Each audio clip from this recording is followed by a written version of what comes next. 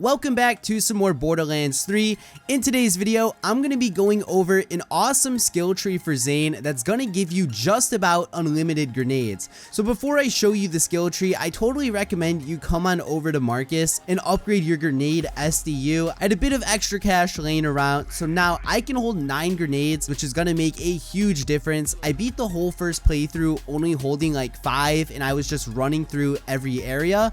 But now we're on Mayhem 2. The enemies have 50% more health, 70% more shield, and 75% more armor. So everyone is very difficult, but with the skill tree, you just run through everyone with ease. So in terms of which action skill, I always go with the Digi-Clone. You can maybe go with the Sentinel, but the reason I like the Digi-Clone so much is because it has a 28-second cooldown, while the Sentinel has a 60-second cooldown, so I can pretty much spam my clone way more frequently. And in terms of the skills, I totally recommend you spec into Borrowed Time. That's going to increase the duration of your action skill, meaning that your Digi-Clone or your Sentinel is going to last longer.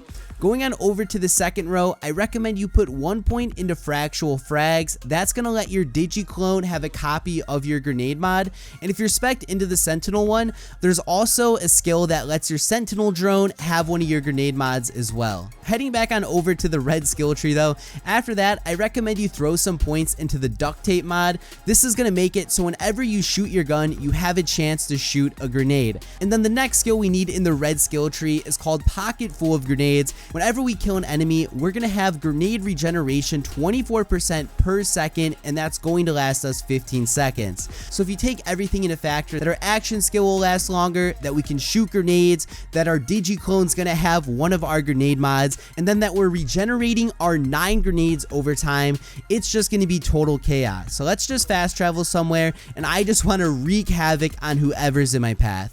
Okay, so I just found a good area of enemies we're going to try and kill. Before we destroy them, one thing I want to mention is you should only carry grenades that spawn other nades. So this one right here is the Stormfront. You'll see what this does in just a second. And then some other nades I have is this random Torg one. I throw one of them, it goes up in the air, and then 3 grenades spawn out of that one. So you pretty much just want to cause as much mayhem as possible. So I'm going to spawn in right now. There goes my ability. Let's just begin throwing all of our grenades down, and I'll show you how overpowered this actually is. So as you can see, I've officially ran out of nades. All of these are going crazy, but in just a second, my nades are just going to slowly start funneling back. I already have 1 nade. Keep in mind, we can shoot nades. My Digi-Clone can shoot nades. We're already up to 2 back right now. I have 3 back, and if I want to just keep on throwing them and throwing them, I can do that. So I actually capped up to 5 grenades right there. I threw them all again. I have 6 more, and we just keep on throwing them. They just come non-stop, and you can just clear out areas by just spamming nades. You almost have so many that you don't know what to do with. So there goes this whole area all cleared out. Let's move up to the next half and do it all over again. And keep in mind, I'm on Mayhem 2 right now, and all of these guys are in their 40s. And even though I'm just casually running through, my nades are still refilling. Like, I had 5 nades when I was leaving that area, and now we're up to 8. And while we're approaching this area, we might as well go for a Chupacabra kill as well. I mean, he's in the area, and it's a free legendary, so kind of a win-win situation. But right here, I'm going to spawn in my first clone. We're just going to throw about 2 nades right there, see what those do. And yeah, all of these guys are dying. It's kind of tough to see where everyone's at because the nades are kind of overwhelming.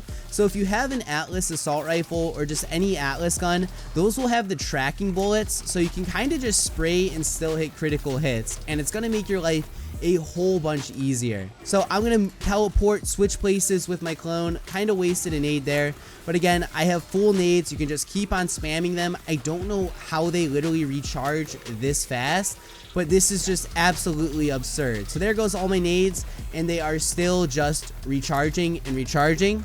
Here's the Chupacabra, so let's go take this guy out. I'm gonna continue just to throw my nades in here, and hopefully they can just keep on, coming back.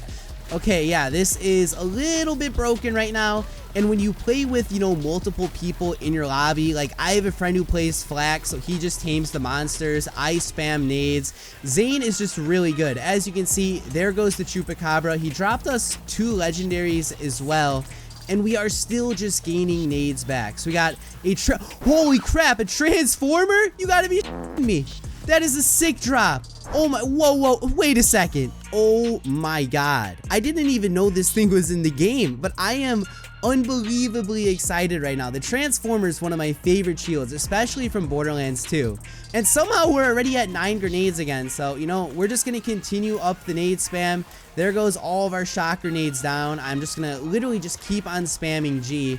And this is all it takes to play Borderlands 2. You can get this build going at a pretty early level. I'm gonna get some more nades down over here. I accidentally switched locations with my digiclone, but it really doesn't matter. These nades are just so overpowered. 2 more nades going down on this badass right there. I have more nades recharging, and honestly, that is pretty much the build, and that's what I wanted to show you guys. I just think Zane is pretty OP, and I feel like a lot of people who are new to Borderlands won't really choose him first just because all of the Vault Hunters in this game are pretty epic. But if I had one suggestion for you, it would be to pick Zane and take full advantage of this grenade spam. It's not even an exploit, like it's part of the game, it's how he's supposed to function, but oh my god, is it broken, and I recommend all of you try it out. So that's all for today's video. If you made it this far, you clearly enjoyed it, so leave a like down below. But guys, this has been Eclihpse. Thank you for watching, and peace out.